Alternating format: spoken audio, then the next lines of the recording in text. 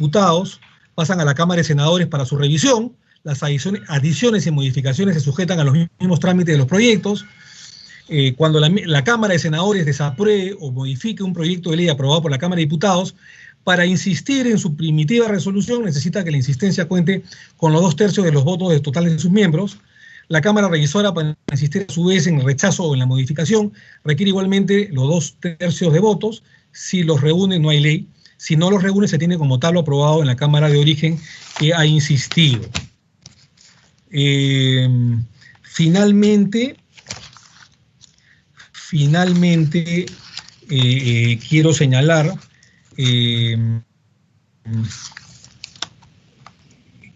que según el proyecto propuesto, un candidato a la presidencia de la República puede también candidatear al Senado de la República.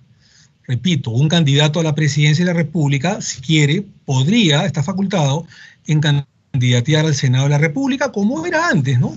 Como era antes. De hecho, esto haría que el Senado de la República tenga incluso mayor jerarquía y que los líderes políticos puedan estar dentro del Senado de la República, si es que ellos, como sucede en otros países, si es que quisieran optar por esta fórmula, ¿no? De los, digamos, candidatos a la presidencia que no ganan, pueden perfectamente, digamos, ser parte del Senado de la República, ¿no? También dentro de el senador o diputado, según este predictamen, puede ser ministro de Estado. Hay algunas voces que decían, me incluí incluso en mi propio proyecto, que el parlamentario, senador o diputado no debía ser ministro de Estado. Acá se le permite, pero según el dictamen, y a pedido de muchos, que en tanto y en cuanto y por el tiempo que ejerza el cargo de ministro de Estado, lo reemplaza su accesitario en el Congreso, ya sea en la Cámara de Diputados o en la Cámara de Senadores, hasta 30 días después de que cesa el cargo de ministro de Estado del diputado o del senador. Creo que esta es una variación, digamos, importante. Es decir, se permite que el senador o diputado pueda ejercer el cargo de ministro de Estado a designación del presidente de la República, pero no deja su curul vacía, sino que el accesitario lo reemplaza por el tiempo que fue ministro, que es ministro, hasta incluso por 30 días más de dejar el cargo en el gabinete. Se permite la docencia según el dictamen, el cargo de congresista, senador o diputado es a tiempo completo y exclusivo, ¿no? Digamos que en estas funciones del Senado de la República se contempla que todos los temas presupuestales vayan, digamos, a la Cámara de Senadores, que las acusaciones por delitos de función de los altos funcionarios del Estado sean vistos por la Cámara de Diputados y que acusen ante el Senado de la República. Y el Senado de la República, de encontrar responsabilidad, lo puede encontrar en el artículo 99 y 100 del predictamen. Esto no cambia, formaliza la denuncia penal ante la Corte Suprema, y esta denuncia penal, digamos, no puede ser variada ni excedida, ni a favor ni en contra de los términos de esa denuncia formulada por el Parlamento de la República bicameral. En fin, hay una serie de modificaciones también de orden material, porque se cambian los términos a ya no congresista, sino senador o diputado o parlamentario, en la que se dice efectivamente, y lo pueden encontrar en la fórmula legal, que el Parlamento de la República está compuesto por la Cámara de Diputados y por la Cámara de Senadores, y tiene su sede en la capital, tiene su sede en Lima, ¿no? Dice: el Poder Legislativo reside en el Parlamento de la República, el cual está conformado por la Cámara de Diputados y la Cámara de Senadores. Ambas cámaras tienen su sede en la capital de la República. Durante el receso funciona la Comisión Permanente. La presidencia del Parlamento es alternada entre los presidentes de ambas cámaras y será ejercida por el presidente de la Cámara de Senadores al momento de la instalación y durante la primera legislatura. Artículo 90A. Los miembros del Parlamento no pueden ser elegidos para un nuevo periodo de manera inmediata en el mismo cargo. Los parlamentarios representan a la nación y no son responsables por las opiniones y votos que emiten ni por las acciones legislativas de representación, fiscalización, control político u otras inherentes a la labor parlamentaria que realicen en el ejercicio de sus funciones.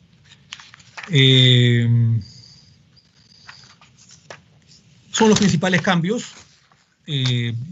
Una Cámara de Diputados, te repito, de 130, una Cámara de Senadores de 60, obedeciendo a la fórmula mixta de 30 elegidas, repito, por Distrito Nacional Único y 30 por Distrito Múltiple. Ahí son 27 más, 57, el 58 sería la comunidad nativa, el 59 la comunidad indígena y la número 60 la comunidad afrodescendiente.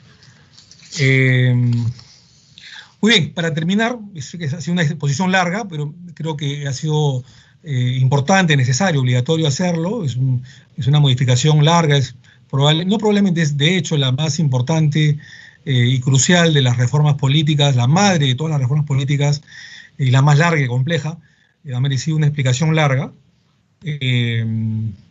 Estamos en este momento frente a un momento histórico, el cual, repito, ha llegado a su momento cúspide de maduración, de reflexión. Ustedes hoy tienen en sus manos, en nuestras manos tenemos todos la gran tarea y la responsabilidad de delegarle, como decía el defensor del pueblo, Walter Gutiérrez, a las futuras generaciones una bicameralidad que les permita vivir en un país con instituciones dignas, fuertes, consolidadas, base esencial para su bienestar y desarrollo. Termino citando a Enrique Chirino Soto, exdiputado, senador, constitucionalista, asambleísta, constituyente, profesor universitario de Derecho Constitucional, político, quien nos dejó una gran y grata reflexión que hasta el día de hoy perdura. Enrique Chirino Soto, en su lectura y comentario de su Constitución, en la página 202, señaló: en el Perú hemos tenido siempre el régimen bicameral. No tengo inconveniente en reconocer que nuestro bicameralismo era defectuoso. Habla del bicameralismo anterior, con cámaras gemelas. Una cámara, decía Chirino Soto, repetía las funciones legisladoras de la otra. A menudo los proyectos de ley se empantanaban. Hemos podido diseñar mejor el sistema bicameral. La Cámara de Diputados hubiera sido siempre la cámara de origen en la formación de las leyes. En cambio, mientras el Senado hubiera sido siempre la cámara de revisión, la cámara de reflexión. Y es por eso, amigos congresistas, colegas, todos afectuosamente, es que justamente recibiendo estas enseñanzas de Enrique Chirino Soto, de Domingo García Belaúnde, de Enrique Bernales, de Alberto Borea,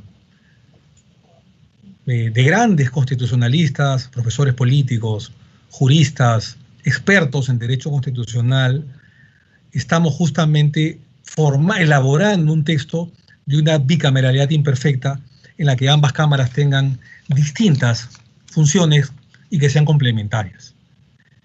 Finalizo también citando a un extraordinario ex senador de la República y ex ministro de Justicia y político, profesor universitario, al gran Felipe Osterling Parodi, el cual el día de hoy rindo mi homenaje.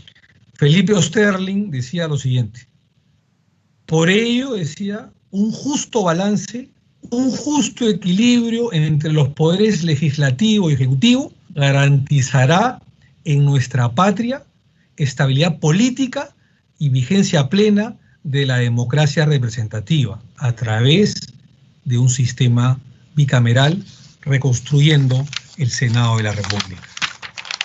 Queridos amigos, en nuestras manos está recuperar este Senado de la República.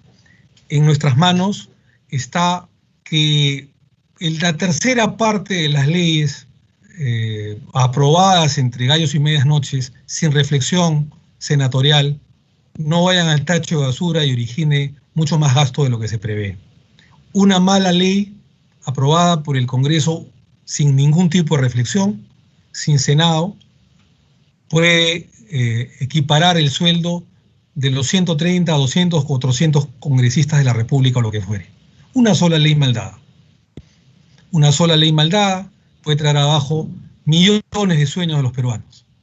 Y es por ello que apostamos por la más grande y la más importante de las reformas políticas, que es reconstruir el Senado de la República a través del sistema bicameral. Está en nuestras manos. Hoy es cuando he escuchado decir a algunos pocos, son pocos en verdad, pocas personas, no de esta comisión, de que todavía no es el momento, que más adelante, ¿no? Más adelante, señores congresistas, no habrá este momento de discusión constitucional. Más adelante, cuando prácticamente ninguno de nosotros, los señores congresistas, digamos, vamos a poder participar en las elecciones congresales del 2021, vamos a tener ninguno de los congresistas que vengan en otros periodos la capacidad de reflexión sin ningún tipo de interés, mirando otras elecciones. Porque nosotros no vamos a ser electos, nosotros no vamos a participar en las elecciones congresales del próximo año. Y con esa independencia, con esa objetividad, podemos ahora elaborar, debatir y aprobar las más grandes de las reformas políticas que podamos tener en estos últimos 27 años, que es restaurar el Senado de la República, restaurar el sistema bicameral para mejorar enormemente la calidad de las leyes, para tener una visión de Estado y no solamente regional, para poder elegir a las altas autoridades del Estado, sin demorar 2, 3 o 4 años por encima de lo que dice la Constitución Política del Estado, pero también, cómo no, tener una visión de Estado, una visión nacional, una visión que nos lleve de manera pacífica a complementarnos con el Poder Ejecutivo y no estar de alguna manera beligerante.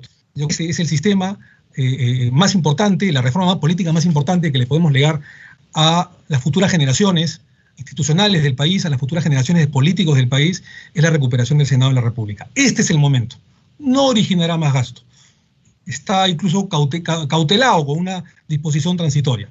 No hay razón, salvo que se piense que la unicameralidad es mejor. Yo entiendo que hay algunos parlamentarios que piensan ello, y yo lo respeto, profundamente lo respeto, pero no hay razón adicional a ella de que pueda, digamos, postergarse esta discusión y, si se puede, Dios mediante, esta aprobación.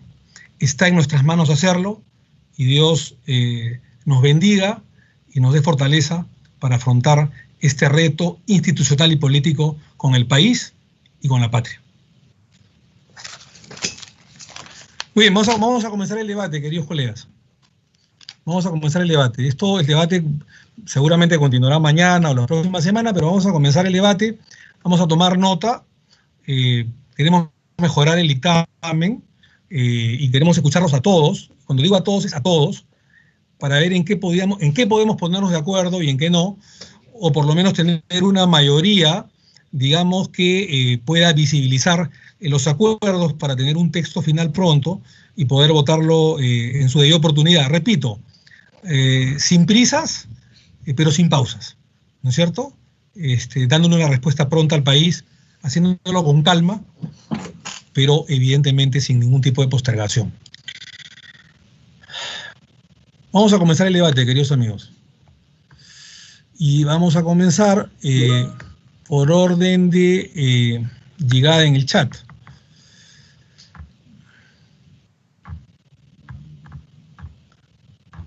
Sí, en primer lugar tiene el uso de la palabra.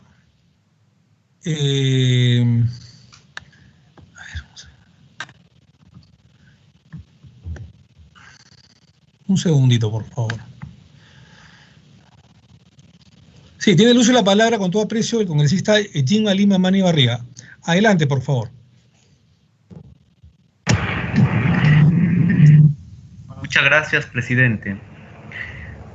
Como lo dije en una anterior intervención, Una reforma tan amplia como la que estamos trabajando con la bicameralidad nos hace ver que nuestra Constitución requiere cambios importantes.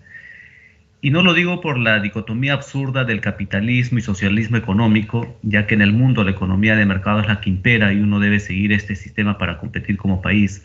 Sin embargo, nuestro mercado debe ser más social y patriota, y esos son los cambios que se deben aproximar en una nueva Constitución. Sé que probablemente la mayoría de los colegas no comparte esta posición y yo lo respeto, pero no me cansaré de decir hasta el último día que esté en el Congreso que como país necesitamos una nueva Constitución, un nuevo pacto social que ponga verdaderamente al ciudadano por encima de todo interés económico y político.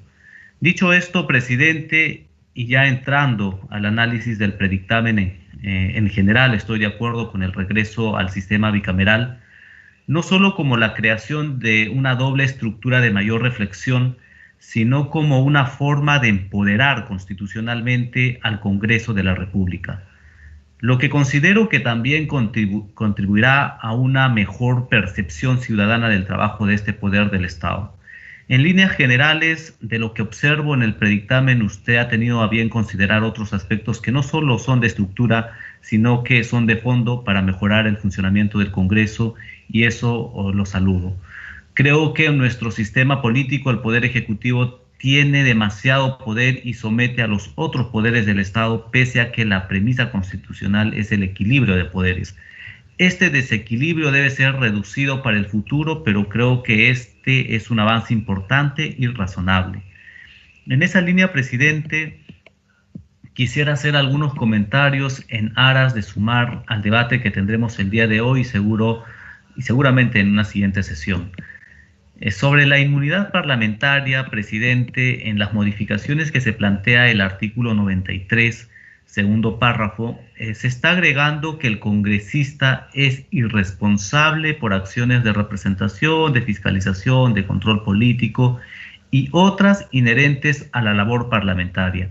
En este punto, permítame discrepar, presidente, porque de la lectura que yo tengo acá a la vista, este artículo está mezclando dos figuras que es la inmunidad por delito común y el antejuicio por delito de función.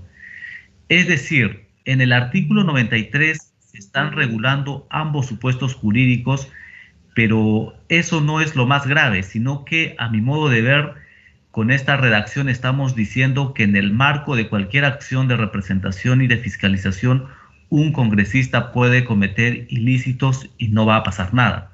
Me queda claro que la finalidad del artículo es proteger al congresista en su labor parlamentaria, pero considero que ello es innecesario ya que el trabajo de representación, fiscalización y control político ya está protegido y amparado por el reglamento, por lo que no requiere crear una categoría de irresponsabilidad.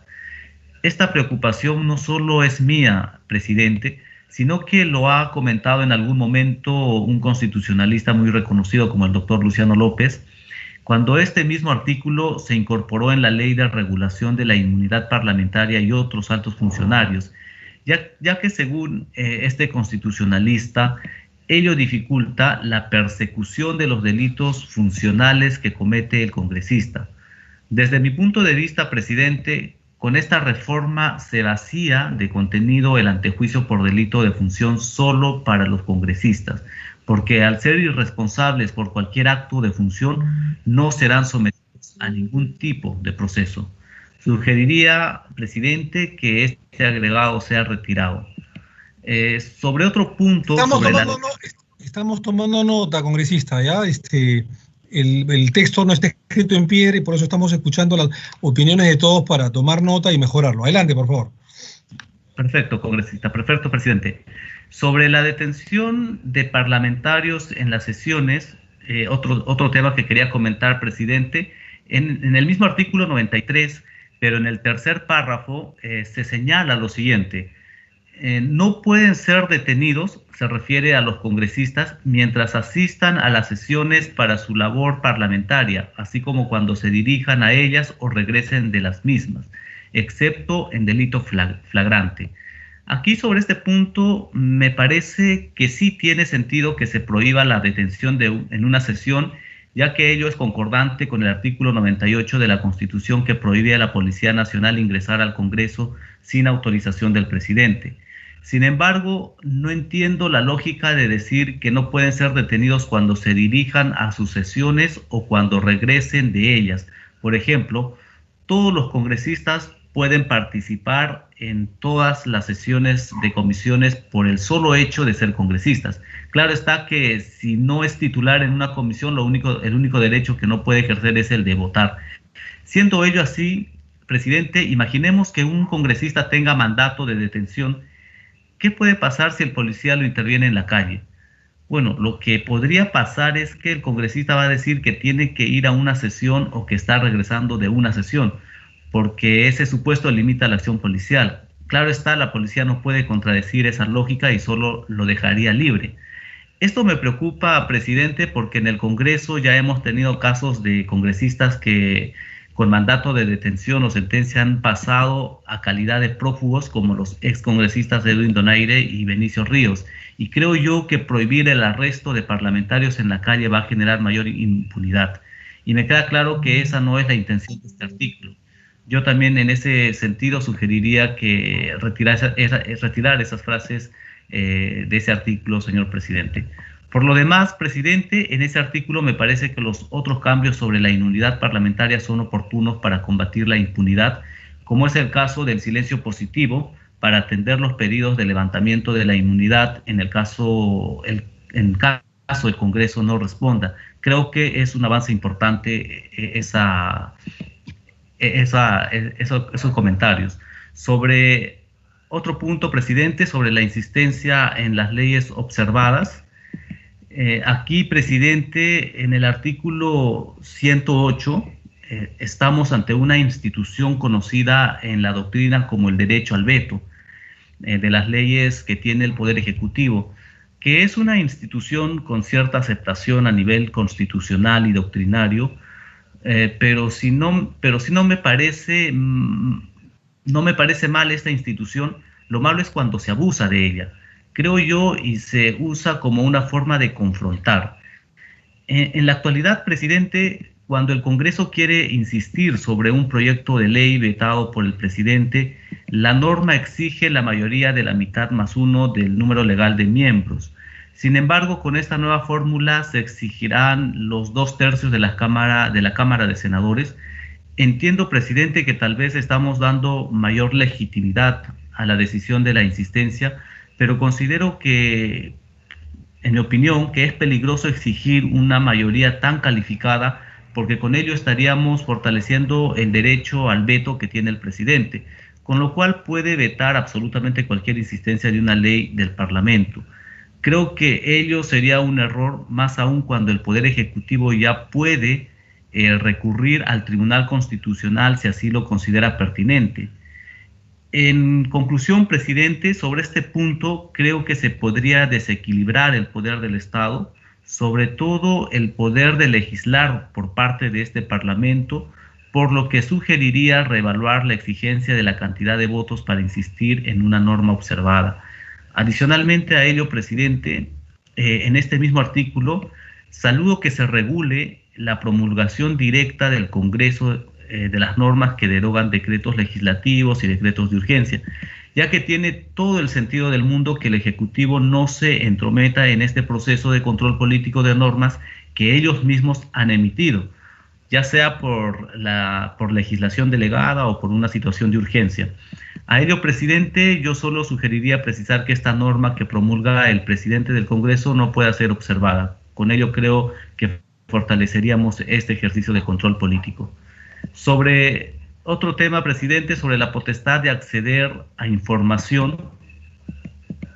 Presidente, sobre este punto, el artículo 96 permite que los congresistas accedan a información pública a través de un oficio.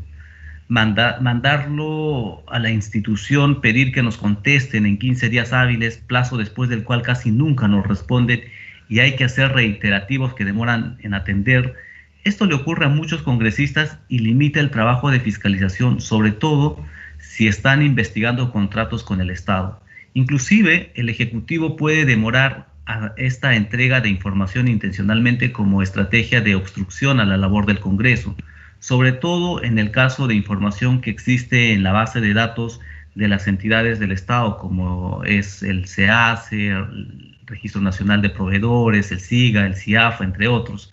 Entonces, presidente, lo que yo propongo para este problema es que el Congreso pueda acceder directamente y en línea a todas las bases de datos de las entidades del Estado.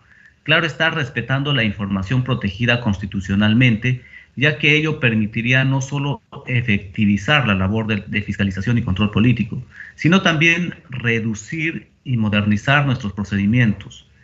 Como antecedente de esta propuesta, señor presidente, esta atribución la tiene la Contraloría General de la República con la ley número 30.742, quien puede acceder a información en línea a todas las bases de datos para sus acciones de control. En este caso, considero que sería importante que esta atribución esté contemplada constitucionalmente en favor del Congreso de la República. Este acceso a información incluso permitiría que el Congreso haga un verdadero debate del presupuesto anual de la República, que para este año será más o menos de 183.000 millones de soles, debate que no se realiza como se debe porque el Congreso no tiene acceso a información privilegiada de las principales bases de datos del sistema de presupuesto, de abastecimiento o de recursos humanos, lo que trae como consecuencia una relación asimétrica entre el Congreso y el Ministerio de Economía y Finanzas. Aquí en el Congreso apenas recibimos informes o cuadros del MEF, pero no podemos cuestionar la información sin evidencia ni sustento inmediato, señor presidente. En ese sentido, yo sugiero que se incorpore en el artículo 93 un párrafo final que permita al Congreso tener acceso en línea a todas las bases de datos de los sistemas administrativos del Estado conforme se estipule en el reglamento del Congreso, excluyendo a la información protegida o reservas constitucionalmente. Para tal fin, presidente, estoy alcanzando una propuesta de texto sustitutorio. Y finalmente, presidente, hay cambios que considero que son muy importantes en este predictamen y hay que reconocerlos, como el hecho que haya tomado en parte la propuesta de mi proyecto de ley 5616, que da la atribución al Congreso para autorizar las prórrogas de los estados de emergencia que deriven en cuarentenas, como las que hemos pasado en estos meses y que seguro seguiremos pasando hasta que llegue la vacuna del COVID-19 y la población se inmunice. Creo que esta será una herramienta importante que no solo permitirá una mayor protección a nuestros derechos constitucionales, sino una mejor relación y coordinación entre el Ejecutivo y el Legislativo. En general, presidente, me parece que hay otras medidas en este predictamen que son buenas y positivas para la democracia y para el mejor funcionamiento del Congreso, como el hecho de establecer la incorporación de las comunidades campesinas y nativas para tener representación en el Senado, más aún si es que consideramos que el Perú es un país pluricultural y diverso. En esa misma línea creo que es importante, presidente, que se puedan realizar algunos cambios para mejorar el dictamen final, que por lo general me parece muy importante, el cual saludo y reconozco. Esos son algunos comentarios, presidente, que quería realizar y seguramente vamos a seguir teniendo más debate sobre este tema bastante complejo. Muchísimas gracias.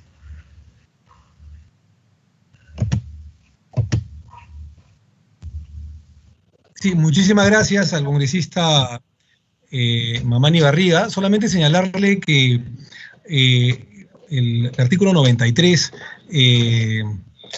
referido a cuando los congresistas de la República no pueden ser, digamos, detenidos cuando van al hemiciclo o regresan, fue una, digamos, experiencia sacada de los Estados Unidos, de la Constitución norteamericana.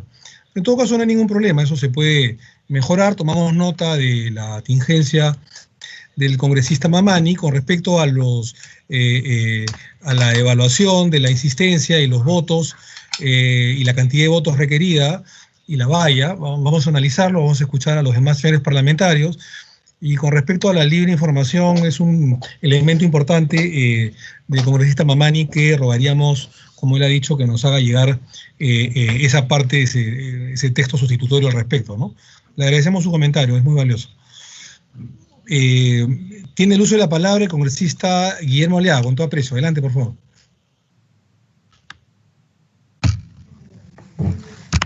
Muchas gracias, presidente. Muy buenas tardes. Y por intermedio suyo, muy buenas tardes a la presente Comisión de Constitución. Presidente, antes que nada, felicitarlo por el trabajo que se ha venido desempeñando y decir que, en efecto, esta es una de las reformas más ambiciosas que se tienen y esperemos que pueda ver la luz del día, tal vez no hoy, tal vez mañana, pero sí en la presente legislatura.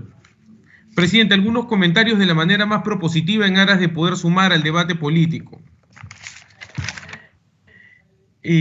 Tal vez cuestionar, presidente, la posibilidad de que el número de senadores que se ha planteado, que sean 60, pues los 60 puedan participar a manera de la lista cerrada que usted propone. Y lo digo ¿por qué, presidente? Porque si buscamos que el Senado tenga la misma proporción que la Cámara de Diputados, pues estaríamos haciendo una nueva Cámara de Diputados con otras prerrogativas y con otras funciones, toda vez que estarían representando a las distintas regiones de nuestro país. En ese sentido, no me queda claro y considero que en todo caso los senadores, como usted lo ha mencionado, al ser aquellos propuestos para la votación en una lista cerrada y en un distrito único por las distintas agrupaciones políticas, teniendo en consideración que serían aquellas personas que tuviesen un expertise distinto, pues se estaría recortando nuevamente esa posibilidad. Lo dejo, presidente, ese tema como reflexión.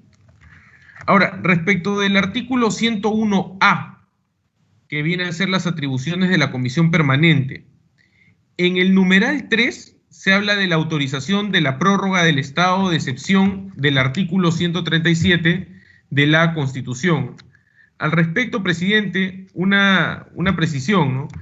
El capítulo 7, que habla del régimen de excepción, le da la prerrogativa de dictar los estados de excepción al presidente de la República con acuerdo del Consejo de Ministros.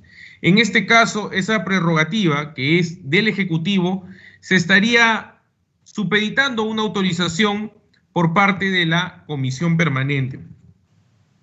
Hemos visto que en el marco de la presente pandemia se ha dictaminado que estábamos en estado de excepción y se ha continuado extendiendo el mismo, y eso ha sido una potestad netamente del Ejecutivo. ¿Hasta qué punto podríamos supeditar esta facultad exclusiva del Ejecutivo a la Comisión Permanente? Eso es lo que me generaría dudas, sobre todo por la rapidez o inmediatez que se tendría que ver algunos temas que le atañen netamente al Ejecutivo. En todo caso, si lo que se desea es revisar las prórrogas que se puedan dar, pues creo que esto podría estar sujeto a un control más de carácter posterior. Respecto al artículo 102B, presidente, el numeral 5, se habla de la declaración de la vacancia, que es un tema que está bastante de moda, ¿no? Declarar la vacancia de presidencia de la República si encontrara responsabilidad en las infracciones constitucionales del artículo 117. Pero, presidente, el tema de las supuestas infracciones constitucionales no son tipificadas en el artículo 117 como infracciones constitucionales. Simplemente son tipificadas como causales que dan mérito al tema de las acusaciones.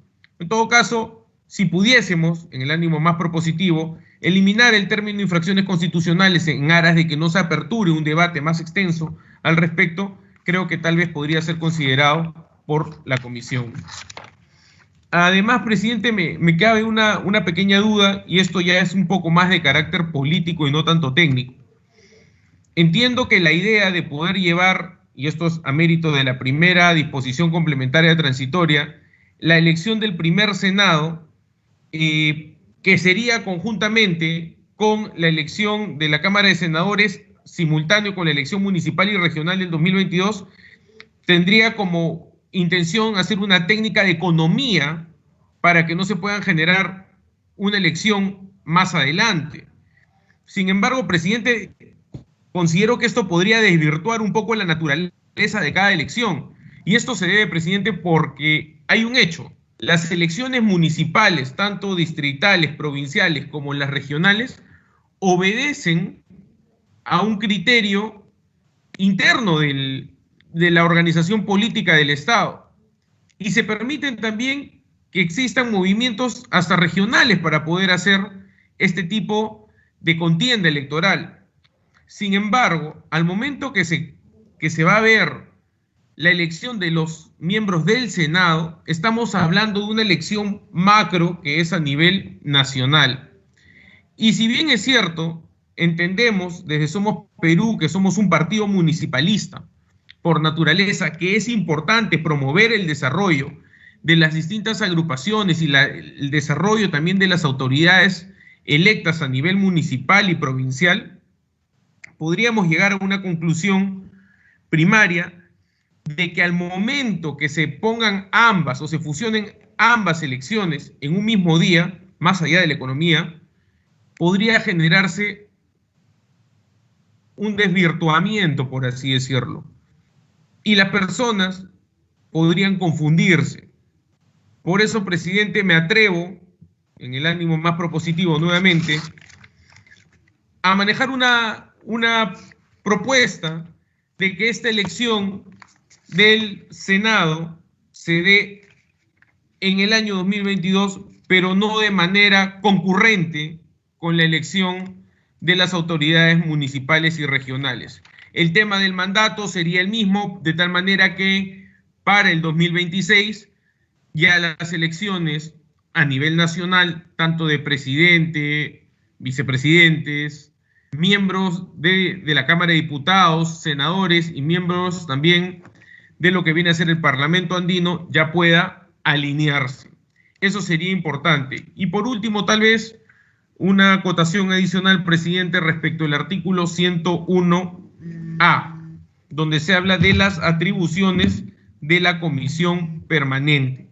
Y es que, presidente, entiendo que se detallan las atribuciones de la comisión permanente, pero se estaría soslayando lo establecido en la parte introductoria del artículo 101, que es la conformación de la misma comisión, ¿no? Entiendo que se estaría desdoblando el 101 en 101 y 101A, con la finalidad de que el concepto de la comisión permanente quede en el 101 y las atribuciones de la comisión permanente en el 101A. La pregunta sería, presidente, con el mayor de los respetos, ¿por qué desdoblarlo?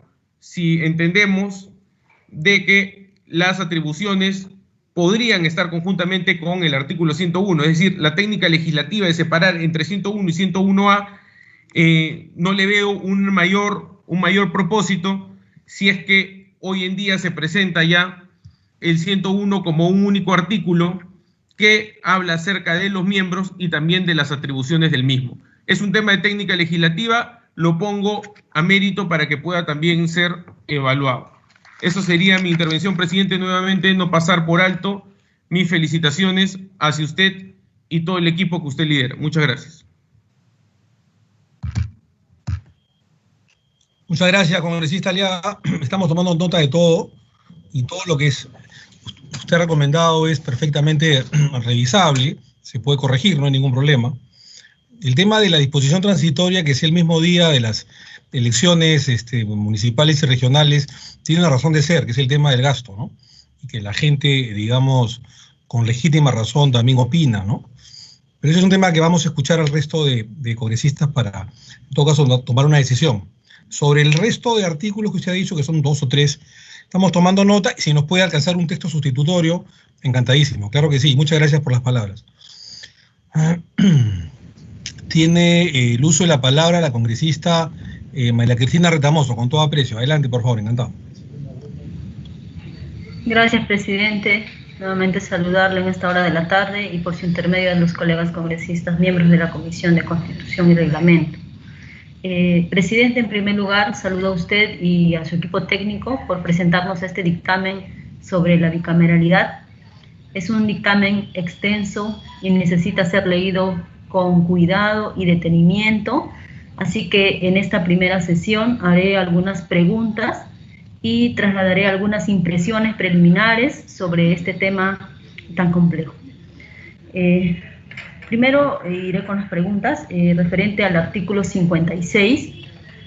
Se propone que los tratados que versen sobre derechos humanos, soberanía, defensa y obligaciones financieras sean aprobados por la Cámara de Senadores. Pero aquellos otros tratados que requieren medidas legislativas deben ser aprobados por la Cámara de Diputados y Senadores. Y aquí viene la pregunta. ¿Por qué es necesario hacer esta división?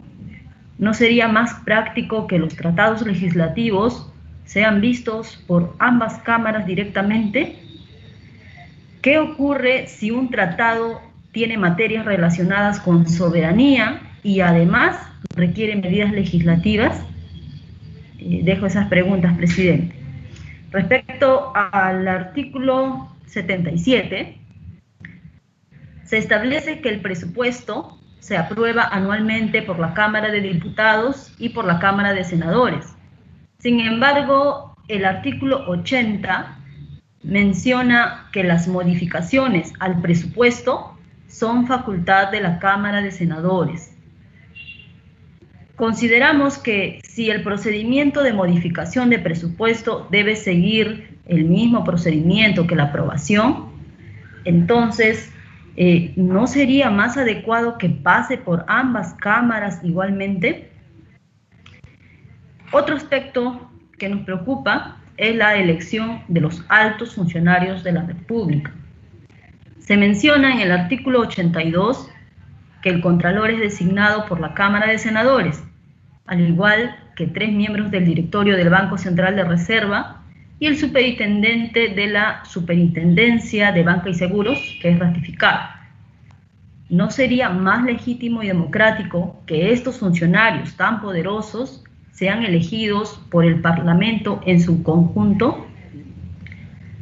De otro lado, presidente, respecto al artículo 92, hay muchas cosas que decir al respecto, pero algo que sí nos genera dudas es que el parlamentario pueda ejercer la docencia y además desempeñar comisiones extraordinarias de carácter internacional.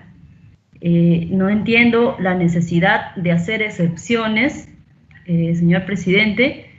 El trabajo del parlamentario se entiende que es a tiempo completo y considero que esto debería mantenerse sin excepciones.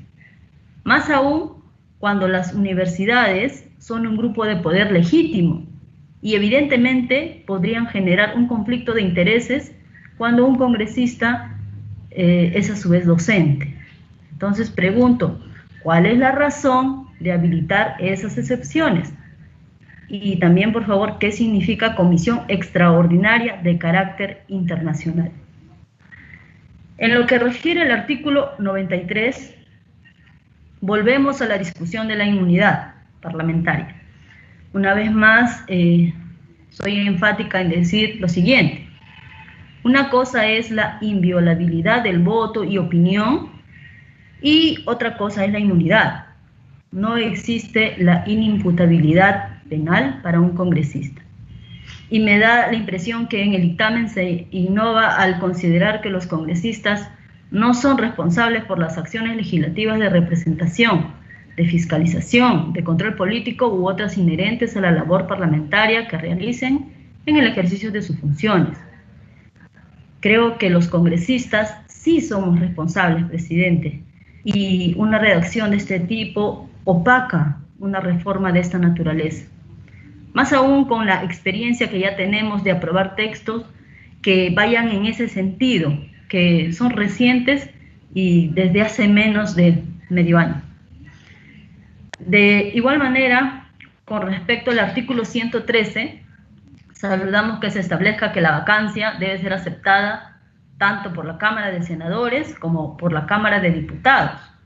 Pero pregunto, ¿no sería mejor que la vacancia, en cualquier caso, sea declarada por el Parlamento y que esto ocurra por renuncia, por incapacidad moral o por salir del territorio?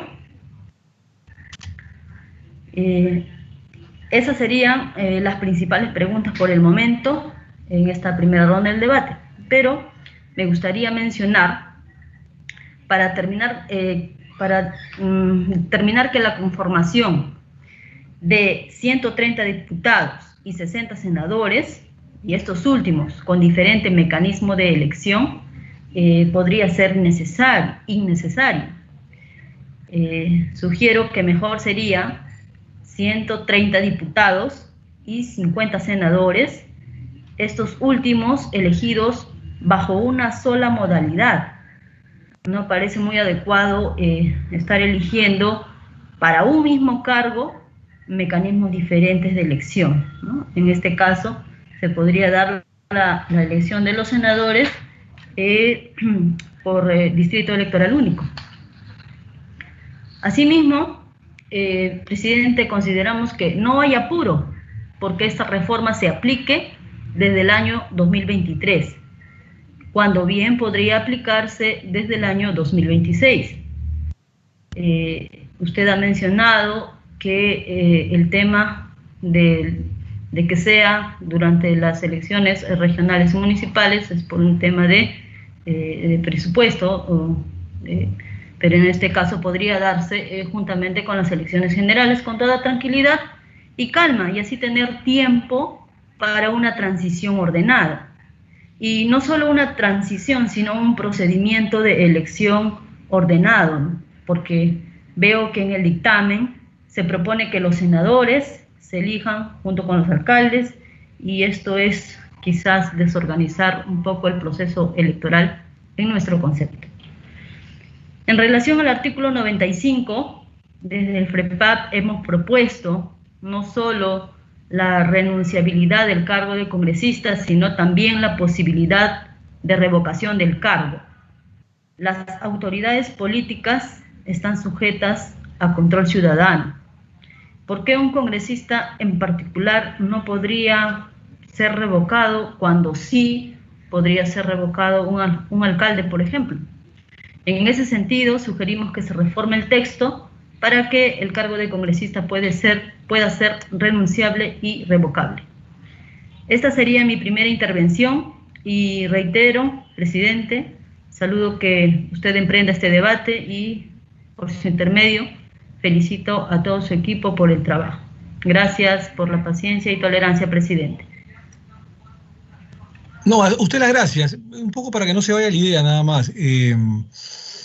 Las excepciones no las hemos hecho nosotros con respecto a la docencia de los congresistas de la República. Ya está en la Constitución. Un congresista actualmente puede ejercer el cargo de docencia y no hay ningún tipo de incompatibilidad.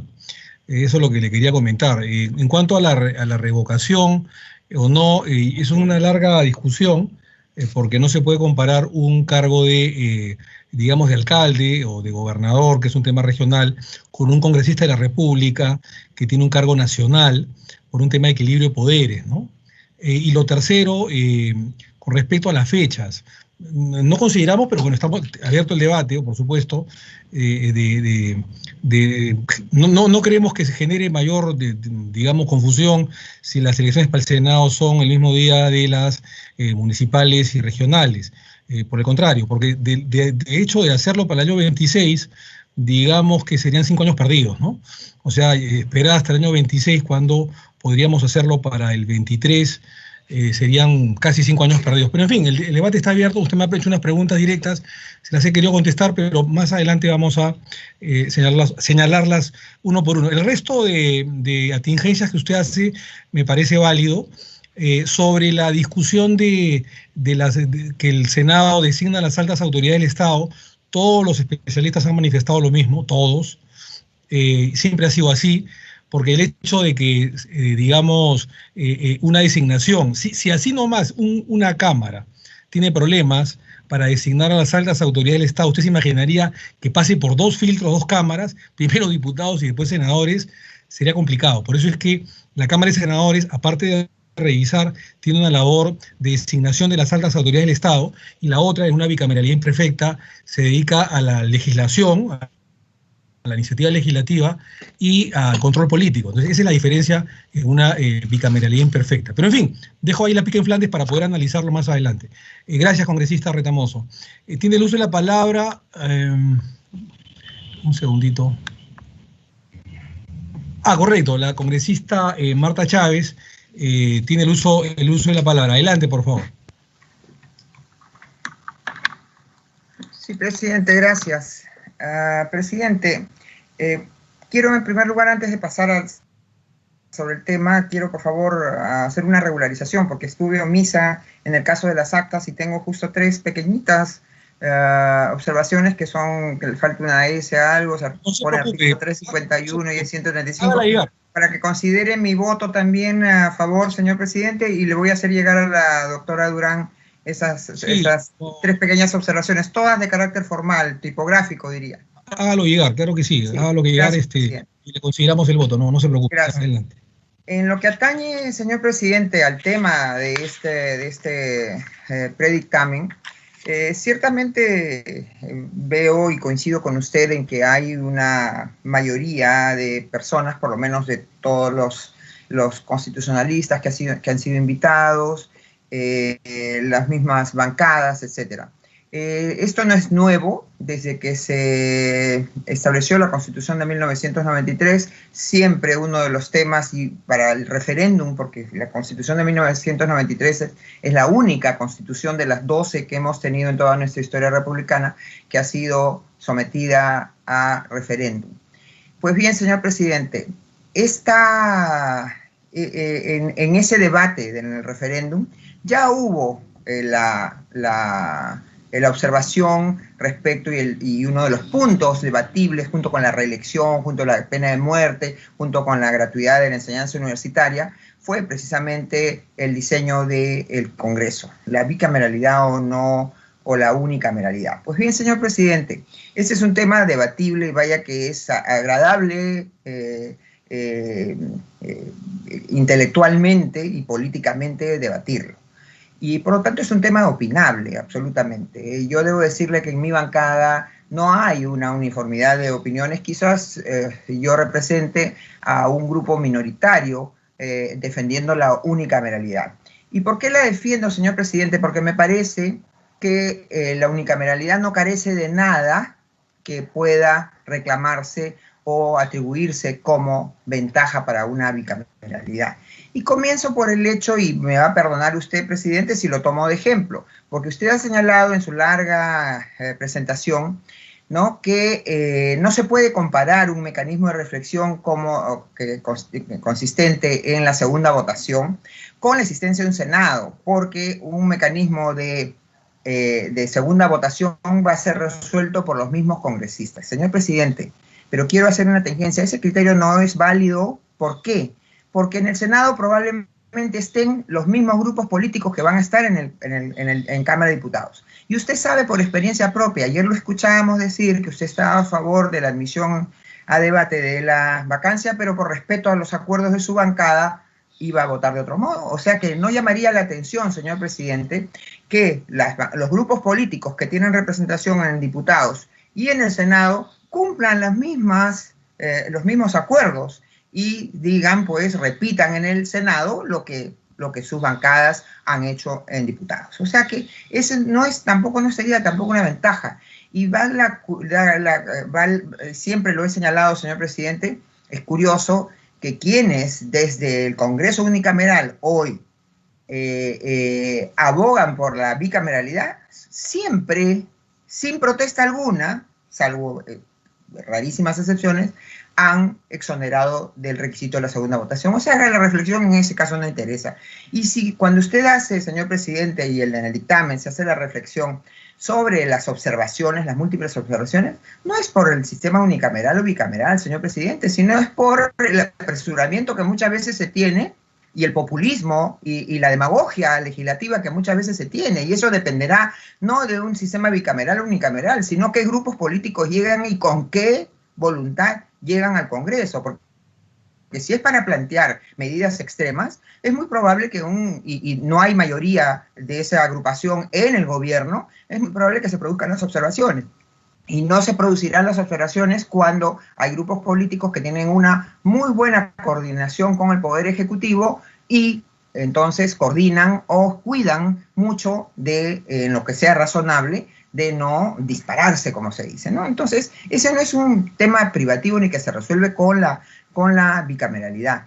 Y ya vamos viendo en el diseño de la bicameralidad, se mantiene esto de que una ley aprobada en una Cámara pasa a la otra para revisión. O sea que las leyes se van a demorar meses, señor presidente. Entonces, eso no se salva, esa rémora de una bicameralidad, ¿no? Y usted ha señalado, señor presidente, que en algunos de sus comentarios, de que la unicameralidad no funcionó en el país. Y si yo debo decir, y convengo con usted, la unicameralidad ha sido muy breve. El mayor tiempo con la bicameralidad es con la Constitución del 93, porque la de 1823 fue sustituida muy prontamente por la de 1824 y la de 1867 volvió a ser la de 1860, se restituyó. Entonces, señor presidente, solamente ha sido muy poca la experiencia, y la experiencia de unicameralidad ha sido con la Constitución del 93. Todo el resto ha sido experiencia con la bicameralidad. Y si hablamos entonces de éxito, señor presidente, el éxito mayor ha sido con la Constitución de 1993 y el mayor fracaso ha sido con la Constitución con la bicameralidad. Porque con la bicameralidad, si no, para ir solamente a una época muy cercana, en los 80 fue un desastre el país, en el tema económico, en el tema de la seguridad nacional, en el tema del terrorismo, todo ello. La quiebra, la hiperinflación, la hiperdevaluación, fueron con un Congreso bicameral, señor presidente. Entonces, si hacemos una ponderación de que con quién que si ha fracasado o no, yo más bien diría que fracasó el bicameralismo, ¿no? Porque con la unicameralidad, que si bien usted ha reconocido, sí, la unicameralidad puede servir en tiempos de crisis, etcétera, etcétera, puede haber servido. No, ha servido y sigue sirviendo, señor presidente, para las reformas que se hicieron en los años 90, para las reformas que se han mantenido, y algunas lamentablemente no se perfeccionaron en los 20 años que han seguido al gobierno en cuyo contexto se gestó la Constitución de 1993. O sea que por ahí el tema no va. Y, señor presidente, me preocupa esto de que se elija un Congreso con una vocación o una potencialidad y realidad unicameral para luego convertirlo en algo bicameral. Señor presidente, ya las convocatorias de las elecciones del año 2021 están realizadas para 130 congresistas que van a trabajar en un Congreso unicameral. El voto popular va a estar dado así aprobemos ahora una reforma constitucional, señor presidente, eso no tendría mayor efecto porque ya está diseñado y ya está operando, señor presidente, el medio año. Bueno, se redujo excepcionalmente a medio año, pero antes era un año de intangibilidad legislativa. Estamos dentro de ese medio año, recortado excepcionalmente. Por lo tanto, ninguna modificación que hagamos ahora podría modificar esa representación que se elija en abril del año 2021, señor presidente. Y por lo tanto, convengo también en la propuesta de algún señor congresista o señora congresista que ha señalado que esto bien podría ponerse en vigencia a partir del año 2026 sin mayor problema. Pero por otra parte también, señor presidente, me preocupa cuando usted señala que esto no va a significar un cambio, un aumento de costo. No sé cómo se va a hacer, señor presidente. Se están aumentando 60 curules en el Senado y no va a significar eso ningún costo. ¿Qué significa entonces? Primero hay que decir que el Congreso de la República, contra la maledicencia de toda la gente que lo ataca, comenzando por el gobierno, el Congreso de la República, su presupuesto anual no llega ni al 0.5% del presupuesto general de la República. O sea, el Congreso, todo un poder del Estado, una institución, solamente genera ni el 1% del costo del presupuesto general de la República. Es 0.40 y tantos %. Ahora bien, en ese contexto, sin embargo, señor presidente, aumentar 60 curules y decir que no va a haber ningún aumento será el primer año de repente, pero los subsiguientes tienen que haberlo. O si no, ¿qué estamos sacrificando? Que no le vamos a dar oficinas a los nuevos senadores, que no van a tener un módulo de personal de sus despachos, o vamos a recortarle los beneficios a esos congresistas y a los otros, o vamos a recortarle los beneficios al servicio parlamentario, porque tenemos en cuenta que hay organización parlamentaria y servicio parlamentario, ¿no? Entonces, eso no es así, señor presidente. Y no tenemos que tener ningún reparo, porque si estamos de acuerdo, si estamos convencidos de que debe aumentar la representatividad, y usted ha señalado, inclusive con una referencia histórica, cómo estamos subrepresentados, porque deberíamos tener por lo menos un congresista por cada 70.000 habitantes, lo cual nos convierte en el ideal de tener casi 400 parlamentarios en nuestro Congreso.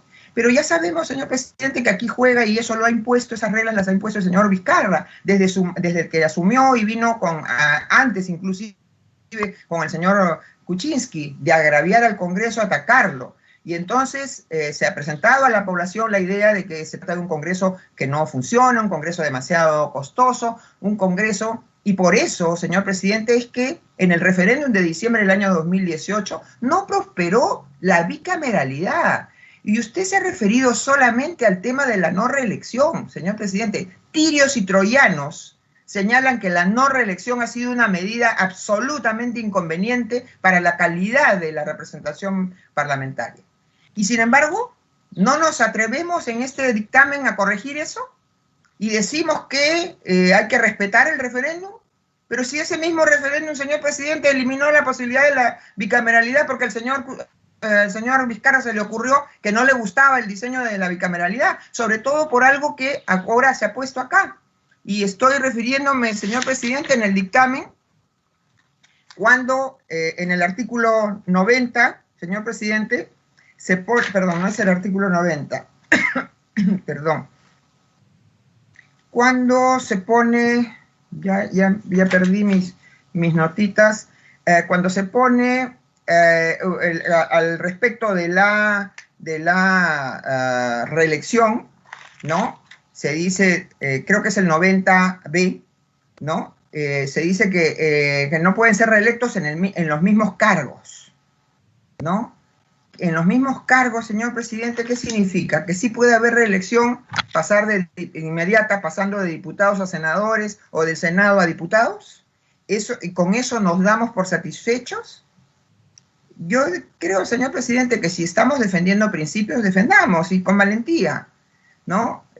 La no reelección, pues debe ser eliminada. Y como usted bien ha explicado, aquí no solamente ya pasaron los 2 años, sino que nunca hubieran sido pertinentes los 2 años, porque no se trató de una iniciativa ciudadana, sino se trataron de iniciativas legislativas de los congresistas y del propio Poder Ejecutivo. No se trató de una iniciativa legislativa ciudadana, y por lo tanto no estamos atados a ello. Y si así hubiéramos estado atados a ellos, ya pasaron los 2 años, señor presidente. Entonces, yo creo que necesitamos ir con mayor detenimiento. Respeto y aprecio el entusiasmo por la bicameralidad, pero la bicameralidad, reitero, señor presidente, no tiene más cosas de las que puede tener y ha probado tener un Congreso unicameral, ¿no? Entonces, más bien, yo quiero recordar, en los orígenes de la bicameralidad, más bien hay un rasgo clasista, hay un rasgo de segregación, ¿no? Se origina, pues, el Senado, la bicameralidad, se dice, lo dice la doctrina constitucional, se origina en la Inglaterra del siglo XIII, ¿no? Cuando un grupo de señores feudales, preocupados por las veleidades del rey, que se atrevía a poner cuando él quería impuestos, le dicen: un momentito, ¿no? Usted tiene que consultar ¿a quién? Al Magno Concilio, es decir, a un Magno Consejo, ¿de quiénes? De la élite social, económica, cultural y por lo tanto política de ese momento, los señores feudales. Y entonces dice la tradición que ese rey dijo, ah, carambas, así que me van a poner esas limitaciones, pues ahora los equilibro. Y llamo a las comunas, ¿no? No a los comunes, pero las comunas eran representadas pues por los plebeyos, ¿no? Entonces, juntos pero no revueltos, vamos a hacer un parlamento bicameral, la Cámara Alta, la Cámara de los Lores, ¿no? El Senado, frente a la Cámara Baja, a la Cámara de los Comunes, ¿no? El diputados, ¿no? Ese es el origen clasista que lo adoptamos nosotros, señor, porque las colonias independizadas en Norteamérica eran hasta monárquicas, señor presidente. Solamente fue un problema de los impuestos que pagaban por la importación del té. Eso es lo que los llevó a independizarse, pero ellos eran muy monárquicos y querían mantener todo lo que era del sistema británico, ¿ya? Y entonces ellos mantuvieron ese Senado inglés clasista, ¿no? Que hasta hace muy poco ha sido simplemente compuesto por los nobles. Y entonces, de ahí nos viene a nosotros, heredamos eso, pero nosotros hemos tenido una clase, salvo la indígena, ¿no? La nobleza indígena, ¿no? De ese momento que fue diezmada por la conquista, ¿no? Pero ¿acaso hemos tenido una nobleza, una monarquía que sustentar y que respaldar en un Senado? Ahora estamos pensando que hay monarquías o realezas de carácter intelectual que quieren verse representadas en el Senado y no así en diputados. Y nuevamente volvemos a considerar que diputados son una junta de alcaldes, ¿no? Los más irreflexivos, los que no piensan en la idea de país. He escuchado la argumentación respecto a que el Senado respondería al interés del país, a una visión del país. ¿Y los diputados qué? Solamente así con anteojeras, viendo su realidad no más allá de sus narices. Ese no es un concepto democrático, señor, para el diseño de una institución tan importante. Yo creo, reitero, señor presidente, y termino con esto, yo no creo que ayude, agregue mucho más, salvo algunas precisiones que sí me parecen interesantes, agregue cambiar el sistema unicameral para regresar al sistema bicameral. Lo importante son la cualidad de las personas, y en esto coincido con usted cuando responde a la congresista Retamoso respecto de por qué el cargo de congresista no es a dedicación exclusiva, y está desde hace mucho tiempo la posibilidad de que los congresistas puedan realizar en sus horas fuera de labor, sobre todo labor de docencia. ¿Por qué? Ahora más aún con la ley universitaria, no puede ser docente quien no tenga licenciatura, quien no tenga bachillerato y quien no tenga maestría. Entonces, no pueden ser pues docentes universitarios las personas que no tienen esa preparación académica. Y qué mejor que personas con esa preparación académica puedan llegar al Congreso. Y no, por el llegar al Congreso no se pueda extraerles o quitarle a la comunidad universitaria la posibilidad de que esas personas continúen siendo docentes. Entonces, convengo en que hay que mantener esa posibilidad, ¿no? Sobre todo ante la posibilidad de que pueda, en sus horas libres, obviamente, ¿no? Y sin que eso afecte la dedicación. Y también coincido, señor presidente, en que no puede ser revocable.